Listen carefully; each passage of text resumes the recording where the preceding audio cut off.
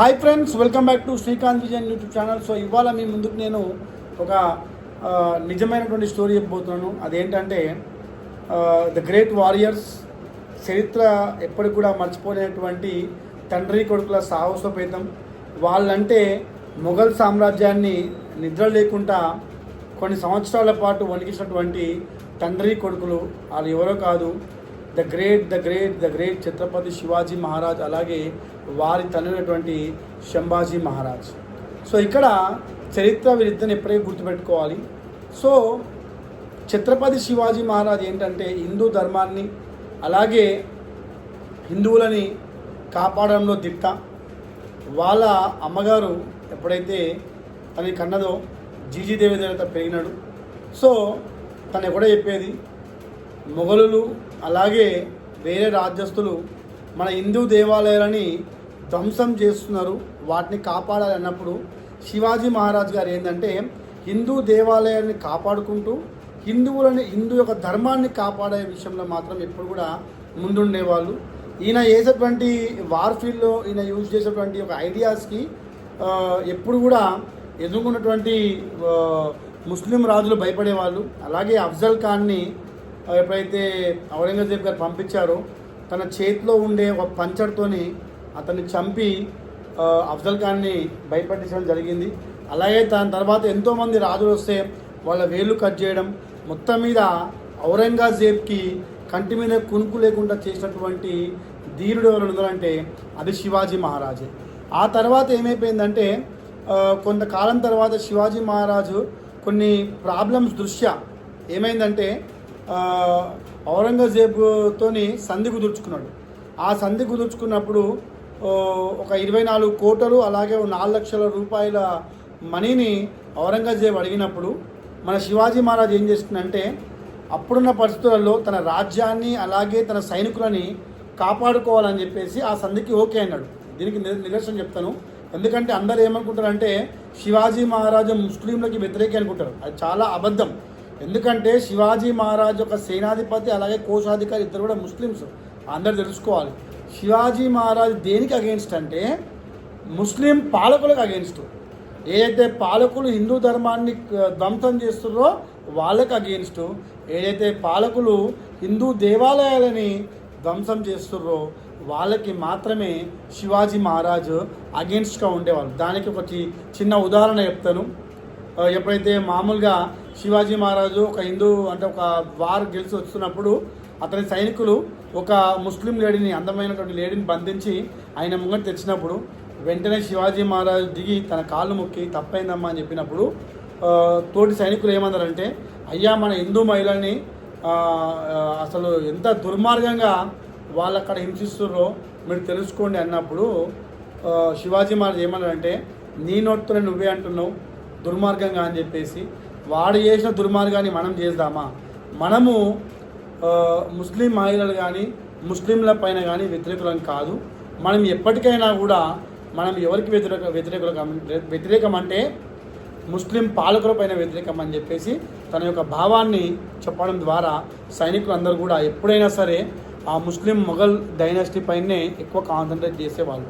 తర్వాత సంధి కుదుర్చుకున్నాక ఔరంగజేబ్ ఏమనుకున్నంటే, ఇంత పెద్ద యోధుడు నాతో ఉంటే నా యొక్క రాజ్యాన్ని పెద్ద చేసుకోవడమే కాకుండా ఈ ఆఫ్ఘనిస్తాన్ కూడా నేను జయించచ్చు అని చెప్పేసి ఒకరోజు ఆగ్రాకు రమ్మంటే అప్పుడు శివాజీ మహారాజ్ ఏం చేస్తారంటే శివాజీ మహారాజు ప్లస్ శంభాజీ మహారాజ్ ఇద్దరిని తీసుకొని వెళ్తారు. అక్కడ శివాజీ మహారాజ్ ట్రీట్మెంట్ని చూసి శంభాజీ మహారాజ్ కోపం రావడం, దానికి ఆయన అగెన్స్ట్గా పోవడం ద్వారా ఔరంగజేబ్ ఏం చేస్తారంటే ఇద్దరిని వెంటనే అరెస్ట్ చేస్తారు.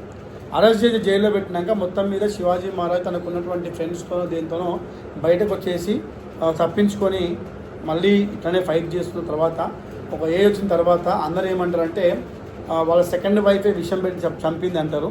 అందుకోసమే ఈ ఇద్దరు వీరులను కూడా ఎవరైనా చంపగలిగారు అంటే అది కేవలము వెన్నుపోటు ద్వారా చనిపోవడం జరిగింది. ఆ తర్వాత శంభాజీ మహారాజ్ ఎప్పుడైతే రాజు అయినాడో శివాజీ మహారాజ్ తర్వాత ఈయన ఉన్న కొత్త సైన్యంతో కూడా ఔరంగజేబు కుడుకు మీద అంటే కంటి మీద కుడుకు లేకుండా చేసిండు. చాలా ధైర్యవంతుడు.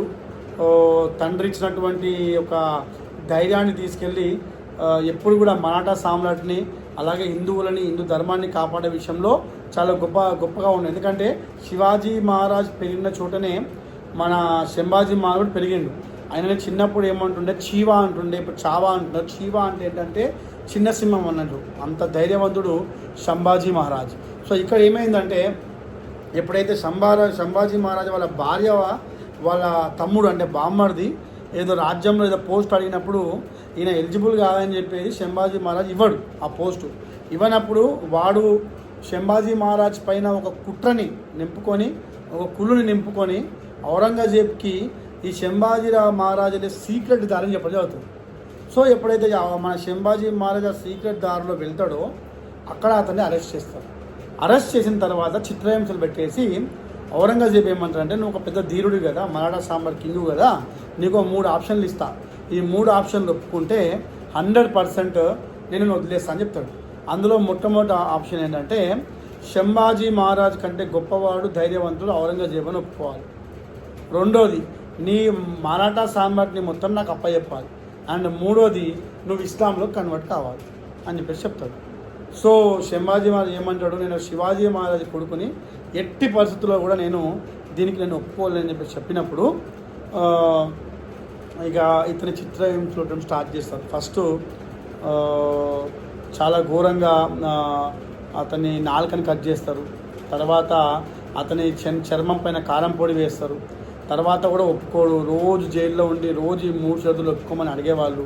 తర్వాత కళ్ళు పీకేసారు, తర్వాత అవయవాలు పీకేసి లాస్ట్కి ఇంకా 40 రోజుల తర్వాత వీడు ఎట్లయినా ఒప్పుకోడని చెప్పేసి సంభాజీ మహారాజ్ యొక్క బాడీని, దేహాన్ని మొత్తం ముక్కలుగా తీసి మళ్ళీ ఇతని యొక్క శవంని అంటే హిందూ ధర్మం ప్రకారంగా దాన సంస్కారాలు చేయకుండా నదిలో పడేస్తే అక్కడ ఉన్నటువంటి లోకల్స్ అన్ని పార్ట్స్ని తెచ్చుకొని మళ్ళీ అంటే దాన్ని హిందూ ధర్మంగా దాన సంస్కారం చేస్తామని చెప్పేసి వినికిడి.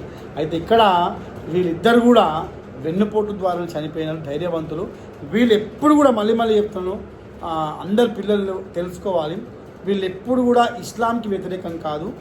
వీళ్ళు ఎప్పుడైనా సరే ఇస్లాం పాలకులకు వ్యతిరేకులు. అదే చెప్తున్నా, ఇస్లాం పాలకులకి వ్యతిరేకులు. అలాగే మన శివాజీ మహారాజ్ గారు కానీ సంభాజీ మహారాజ్ గారు కానీ మన హిందూ ధర్మానికి, హిందువులకు చేసినటువంటి మేలుని మనం ఎప్పుడూ మర్చిపోకూడదు. వాళ్ళ ధైర్యాన్ని, వాళ్ళ త్యాగాన్ని మనం ఎప్పుడు అది మనసులో పెట్టుకోవాలి. అలాగే మళ్ళీ చెప్తాను, శివాజీ మహారాజ్ యొక్క సైన్యాధికారి, కోశాధికారి ముస్లిమ్స్. ఆయన ఎప్పుడు కూడా ముస్లింల పట్ల ఒక సోదరాభావంతోనే ఉండేవాడు.